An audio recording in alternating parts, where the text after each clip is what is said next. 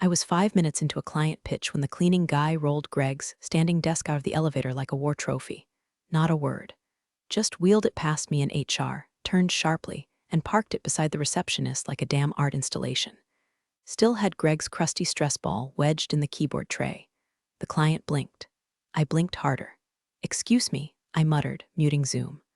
I walked straight out of the glass conference room barefoot, heels in hand, because whatever the hell this was, it wasn't in the meeting notes. Then I saw it.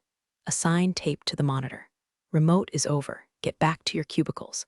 Greg underlined 3 times with a dried coffee ring stamped in the corner like his royal seal. I didn't even make it back to my seat before my phone buzzed. First Melanie, then Ethan, then 2 more engineers. Same message, same tone, all variants of, "He locked us out of Slack." VPN access gone. Systems redirecting. What the hell is happening? It was coordinated, like a firing squad, but for morale. And Greg, the man himself, was nowhere. No town hall, no explanation. Just a fresh tan from whatever executive leadership summit he'd rotted through last week in Scottsdale, and now this power play straight from 1986. I stormed toward his office, but legal had already posted a gatekeeper. "Lindsay. Lipstick too perfect, spine too straight. She trained in a cult. He's not taking visitors," she chirped without looking up. "Tell him I'm not a visitor," I snapped. "I'm his East Coast head of client strategy." She smiled without her eyes. Not anymore, apparently. I froze. "Excuse me?" She tapped a stack of sealed envelopes on her desk. "Voluntary office return is mandatory. Those who don't comply," she didn't finish. Just tapped the pile again, slow and deliberate. One of those envelopes had my name. Weren't just cutting remote work. They were cutting us. Silently, surgically. And then, this is where it gets weird, someone left a post-it note inside mine. Different handwriting. Bold ink, no signature. "3 clients already reached out. They'll follow you. Call me, no number, just that." So I walked. Past the Shark Tank. Past Greg's loach doing circles in algae. Past the startup interns whispering about the bloodletting.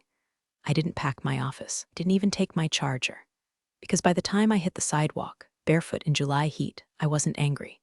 I was already building the nameplate for my new door, and Greg, he'd learned soon enough how real employees really sit at the top. The first call came before I reached the crosswalk. Blocked number. I almost didn't answer, assumed it was Greg's assistant trying to lure me back with some miscommunication excuse wrapped in PR syrup. But it wasn't. Man's voice. Calm, clipped. "Miss Rains. Word is you're no longer with Charles and Hunt." I stopped walking. "Who is this? You don't remember me," he said, with a hint of a smile. "But I remember the pitch you gave at the Dreyfus Summit. You turned a broken logistics app into a 7-figure contract in under 6 minutes. My pulse spiked. He wasn't wrong. That pitch had been my Hail Mary last year, and that got Greg off the chopping block when the board threatened to cut his bonuses.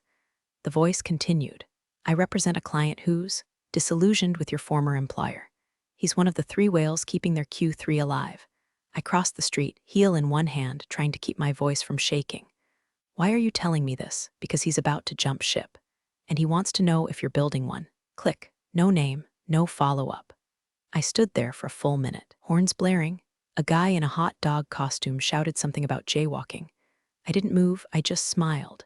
I wasn't building a ship yet, but suddenly someone had handed me the blueprints, and a damn good reason to set it on fire once it sailed. I went home, made a pot of coffee strong enough to melt enamel. I opened my laptop, expecting to see Greg's lawyers had locked my access. But guess what? Hadn't touched one thing: the sandbox server where I used to test remote engagement metrics. And buried in there, untouched and forgotten, was something beautiful. Something I'd built after hours and never shipped. A prototype. 1 part CRM, 1 part magic.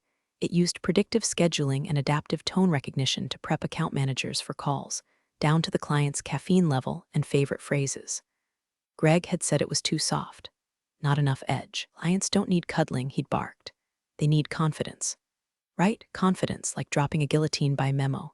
I opened the code, it still ran. I checked the integrations. Slack ready, Zoom friendly, remote first. I named it Ghost Desk. Then I called Ethan. "Are you still locked out?" I asked. "Hard, even the admin panel." "What's up? You want in on something?" I asked. "You'll be broke for a week, hated for a month, but if we're right, you'll never set foot in an office again." Silence, then a breath. "I'll bring the dev team." That night, we met in my apartment. 2 laptops. Cold, low main, Spotify on low. Ethan, Melanie, Diego from QA. We had no plan, no funding, no office. but we had ghost desk, and 3 angry clients whispering behind Greg's back. By midnight, we had a landing page. By morning, we had a name. By the end of the week, we had a lease. Directly across the street from Charles and Hunt, real employees could watch us rise, one window at a time. By the time Greg figured out where the traffic was bleeding, we'd already stolen the oxygen from his penthouse. It started with little things. His 10 o'clock a.m. with Pinnacle Tech rescheduled indefinitely. The agency brunch with Alara Motors mysteriously canceled. Then came the PR call. His favorite client, Hollister and Vane, ghosted his assistant mid-sentence. 3 weeks ago, was the one who managed all 3 accounts. Personally, they didn't come for the perks or the Christmas baskets. They came for the results and the fact that I knew their CFO's favorite bourbon and their COO's kid's peanut allergy. Greg thought he owned loyalty. Turns out he just leased it through me. At 9:43 a.m. on Monday, the first shot rang out. Figuratively, a sleek white envelope arrived at Charles and Hunt reception. No stamp. Hand-delivered. Inside, a single printed page on ghost desk letterhead. Effective immediately, Hollister and Vane has transferred all campaign work to Rains & Co. This is a permanent move. No explanation. No signature. Just a new address and a QR code to our demo portal. Greg lost his shit. He barged into the account bullpen and screamed for someone to explain it. When his voice cracked, someone recorded him. That video, it ended up on Reddit before lunch. CEO meltdown over remote rebellion. Went semi-viral. I may have helped. But here's where it got spicy. Later that afternoon, I get a message. Private encrypted from Lindsay. Yeah, that Lindsay, the lipstick cultist at Greg's front desk. I want in, it said. 3 words, no greeting, no fluff. I didn't answer right away. Because that night, something happened that nearly made me call the whole thing off. I was walking home. Same corner as usual. Same bodega guy waving with his cat in a Yankees jersey. And that's when I saw it. A black Escalade idling at the curb. Tinted windows. Out steps a man in a navy suit. Not Greg. Worse. Victor Alden, the man who bankrolls half the acquisitions in our sector. Silent board member. Venture shark in a tailored vest. I hadn't seen him since he dropped into Greg's office last year to evaluate succession pipelines. I was one of the names mentioned. Greg never forgave me for that. Now here he was, leaning on the hood, arms folded. You've been busy, he said with a tight smile. I didn't answer, just kept walking. He matched my pace. 3 whales, Emily. You took 3 of his whales. That's not entrepreneurship, that's war. I stopped. Then you'd better pick a side. He smiled wider. Already did. That night, I got a call from Diego. You might want to see this, he said, sending a screenshot. Greg had just filed a cease and desist, claiming we stole proprietary data. Thing is, we didn't have to. Because while Greg was busy posting motivational quotes about office synergy, his most valuable resource walked out in sneakers and built the future across the street. And now his investors were calling me. The subpoena landed like a dead pigeon on my doorstep, wings spread, beak open, eyes rolled back in Xeroxed rage. 6:13 a.m. No knock, just an envelope duct taped to my apartment door like a threat from a jealous ex. Inside, legal jargon wrapped around a limp accusation that I'd misappropriated trade secrets and defamed the Charles and Hunt brand through acts of professional sabotage. Cute. Greg really thought he had claws. I sat on my floor, still in pajamas, watching my coffee burn on the stove, while Melanie read it aloud like it was Shakespeare. See this part? She said, pointing to a line that claimed Ghost Desk was substantially similar in concept and architecture to a tool Greg once imagined, but never built. He's suing you for inventing what he didn't. Classic Greg, I muttered. Mad, I opened the jar of pickles he couldn't grip. But I wasn't laughing, because buried at the bottom, buried like a snake in mulch, was a clause demanding immediate shutdown of all Ghost Desk operations pending review. No trial, no hearing, just a slow-choke gag order designed to kill us with delay. We had 12 hours to respond. 12 hours to prove we hadn't built Ghost Desk using any part of Greg's crumbling Frankenstein empire. Except we had used one thing. Me, my brain, my notes. The neural map of every client behavior I'd tracked since the first beta call in 2020. Greg didn't even know half of it existed because he was too busy posing for magazine spreads about thought leadership. I was the thought, he was the haircut. Still, I wasn't about to risk everything on technicalities. So I did the only thing I could. I called Lindsay. She picked up after one ring. So she purred, you got the Greg-ogram. Cut the theater, I snapped. You still want in? Silence. Then, meet me in 30. 9th and Lexington. Look for the woman feeding pigeons in a leopard coat. I thought she was kidding. She wasn't. Lindsay slid onto the bench like she was entering a mob movie. She didn't say hello, just handed me a flash drive shaped like a lipstick. Every internal memo Greg sent about your tool, every meeting note, every time he dismissed it as HR fluff. You'll want slide 19. I plugged it into my laptop right there in the park. Slide 19. Ghost desk proposal, Emily Rains. Notes, not viable, too empathetic. Real leadership doesn't rely on tone analysis. It was dated, signed, time-stamped. Proof that Greg knew about it, proof that I built it, proof that he shelved it and that everything after was mine. I looked up at Lindsay, who was now calmly feeding a pigeon a bit of bagel. Why are you helping me? She didn't blink. Because I know where the bodies are buried, Emily, and I'm tired of planting them. I smiled, small and sharp. Just gave me a shovel. At 6:59 p.m., 1 minute before the shutdown deadline, our lawyer sent the response. Greg's cease and desist died in a puff of digital smoke. And the next morning, a new envelope arrived. This one from Victor Alden's office. It wasn't a threat. It was an offer. Victor's envelope was navy, thick, and smelled faintly of cigars and old money. Inside, a single-page letter handwritten. Victor's script looked like something you'd find on a constitution, impossibly smooth, like the pen feared him. No letterhead, no fluff. Just one sentence. When you're ready to scale, my office is ready to fund. Underneath, a black metal card with nothing but a number and the word private. That night, I didn't sleep. Not from anxiety, adrenaline. I lay there, staring at the ceiling, imagining Greg watching his empire bleed out window by window, while I ordered ergonomic chairs for a team that could actually breathe. By morning, I made a decision. We weren't just going to compete. We were going to replace him. Phase 1, go after the one thing he valued more than clients, his image. C, Greg didn't build Charles and Hunt from the ground up. He bought it from 2 exhausted founders who wanted out. He rebranded it with a bunch of glass walls, corporate influencer posts, and TED Talk quotes he barely understood. He built a myth, and myths crack under light, so I called in a favor from a journalist I once saved from being blacklisted when Greg tried to bury a harassment complaint. Alicia, investigative journalist, burned Greg once before, ready to roast him again. We met at an all-night diner in Queens. She brought her laptop, 3 Red Bulls, a flash drive labeled Project False Profit. I've got emails, she said, sipping black coffee like it owed her money. Leaked audio, even a spreadsheet showing he inflated Q2 projections to keep investor confidence afloat. All of it time-stamped.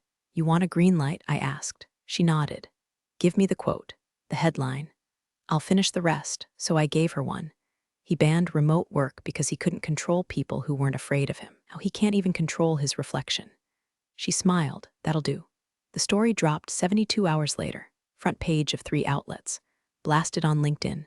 Every VC in town saw it before their first espresso shot. My inbox exploded, but Greg imploded. I got a text from Melanie, still had a friend inside. Greg just threw his espresso machine out the 14th floor window. It hit a Tesla. I laughed so hard I dropped my phone, not because of the Tesla. Because Greg didn't even drink espresso. He just owned the machine for the look. The same afternoon, Ghost Desk signed our 4th major client. Not poached, not stolen, referred. That was the crack in the dam. By end of week, the Charles and Hunt name was trending for all the wrong reasons. Layoffs, revolt. Even a trending TikTok hashtag, #real employees sit down, footage of Greg's memo spliced with people working from beaches, rooftops, hot tubs. Then, on a rainy Thursday, Greg showed up in my lobby. No appointment, no call.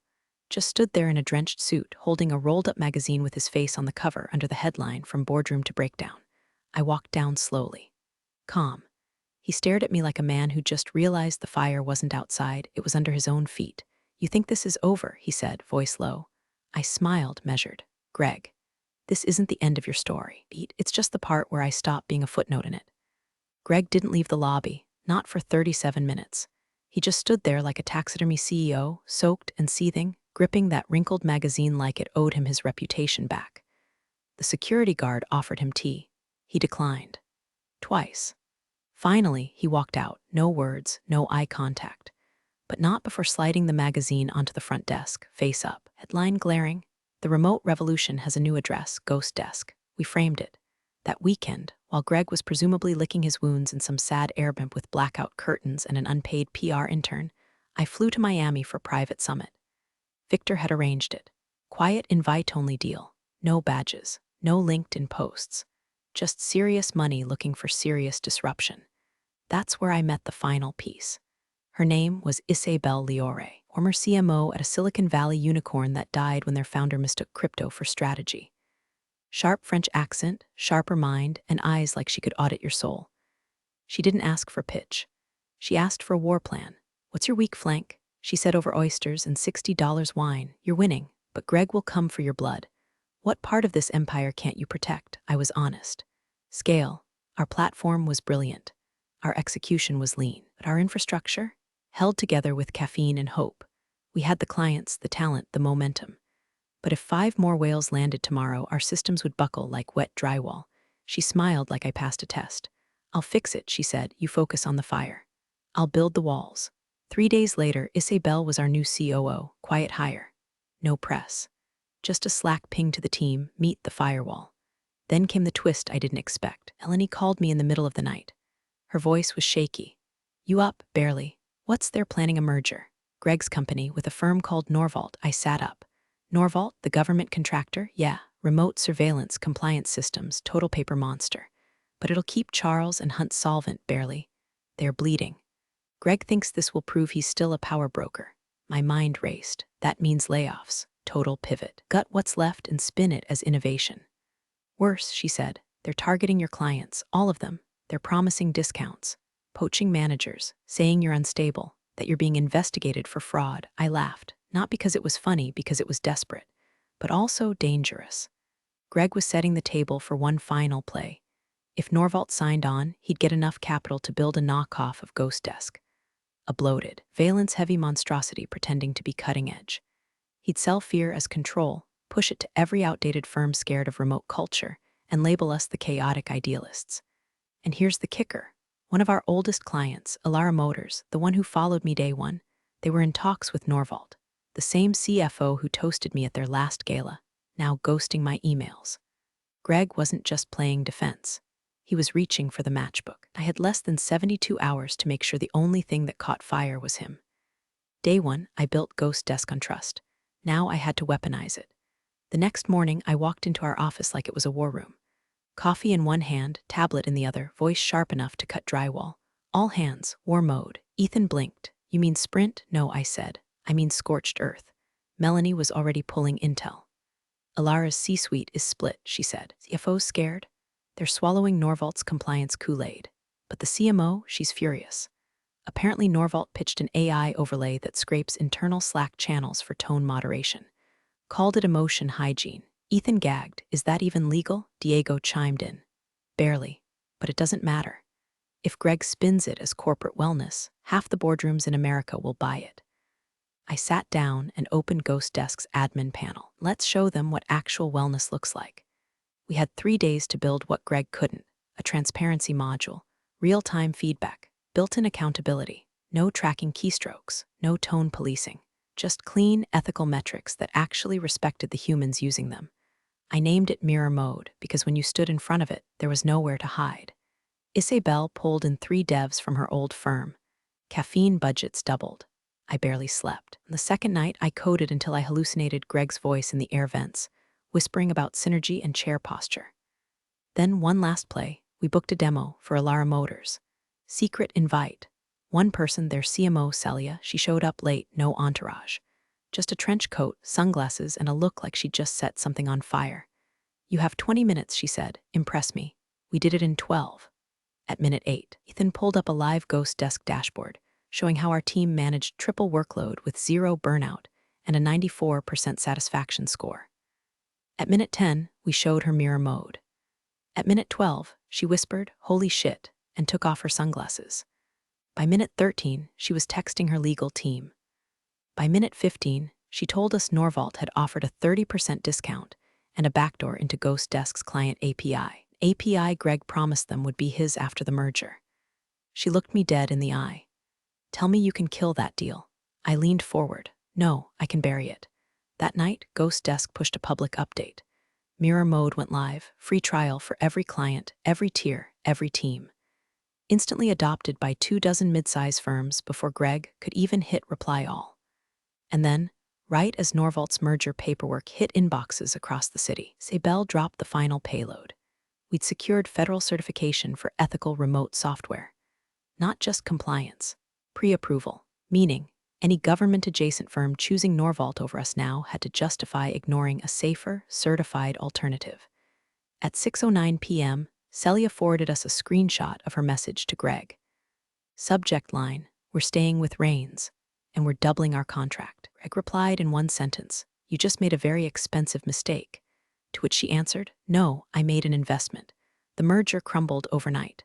By sunrise, Norvalt pulled out." Greg had no backup, no press release, no clients, and one very loud voicemail waiting from Victor Alden. We hadn't just outplayed him. We rewrote the entire damn game.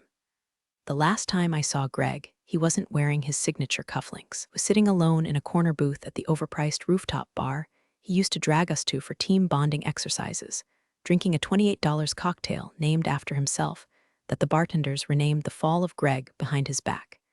He didn't notice me walk in, but I saw the moment he realized. His shoulders tightened. His glass stopped midair, like he expected me to gloat.